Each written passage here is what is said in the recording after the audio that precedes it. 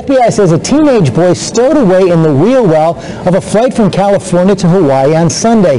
But is surviving that kind of flight humanly possible? Lots of questions this morning, and ABC's David Curley joins us with the latest. Good morning, David.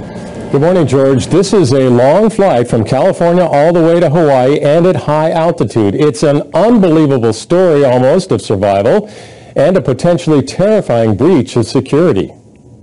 This morning, the FBI says a 16-year-old boy hitched a 2,300-mile ride across the Pacific in the wheel well of a packed plane, despite a lack of oxygen at 38,000 feet and temperatures far below zero. The juvenile was approached by airline personnel and asked him what he was doing out on the apron. He wasn't too cooperative. Overnight, the FBI telling ABC News that security footage does show the boy hopping a fence at the San Jose airport Sunday morning. They say he then hid in the unprotected, unpressurized wheel well of Hawaiian Airlines Flight 45, passing out once the flight got to altitude because of a lack of oxygen. Incredibly, they say he stayed there throughout the 5.5-hour flight and didn't come to until an hour after the plane landed at Maui airport.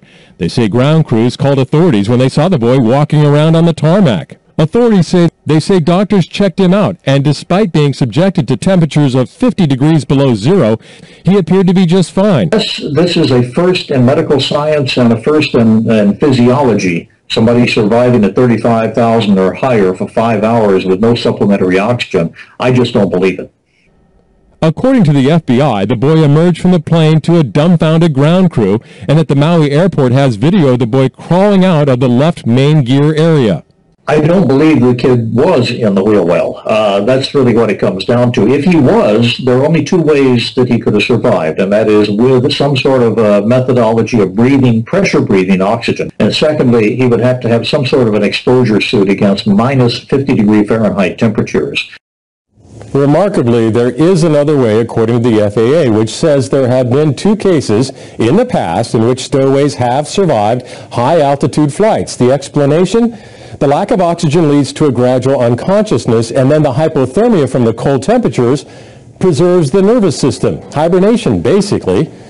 It's amazing, George. I guess. Okay, David, thanks very much. Dr. Richard Besser is here, and you were just shaking your head at that explanation from the FAA. Yeah, I mean, basically at that altitude, there are 2 things that happen to your body, both of which are usually fatal. One is called hypoxia. So at that high altitude, your body is not getting the oxygen that it needs to survive. You'll pass out almost immediately and die within a few minutes. The other is hypothermia, and we talk about it every winter. You know, at that height, minus 50 degrees, you're going to freeze to death very quickly. 5 hours. For 5 hours. So the chances that someone could survive this? Well, it's near impossible, but the FAA has reported on this before, and basically it's what David was talking about, this idea of hibernation. With hibernation, we see it in animals. Their breathing goes down to a couple times a minute, their heartbeat a couple times a minute, and it's possible, if you slow down enough, your body doesn't need as much oxygen and you could survive. But it's near impossible, it's almost miraculous, and maybe, as we're hearing, maybe there's more to the story. There's got to be more to this story. Okay, Richard Besser, thanks very much. You'll be listening, all right. According to an FAA study on stowaways, yes, it happens often enough to keep statistics. 76% of stowaway passengers have died in transit. I can't imagine anybody in their right mind trying to hide up here. Well, it's certainly not an optimum place to go for a ride in an aircraft. With no heat, no oxygen, and no pressurization, it's often a one-way ticket to the afterlife. At 18,000 feet, aviation experts say hypoxia or oxygen deprivation sets in. Best case scenario, somebody's going to become lightheaded.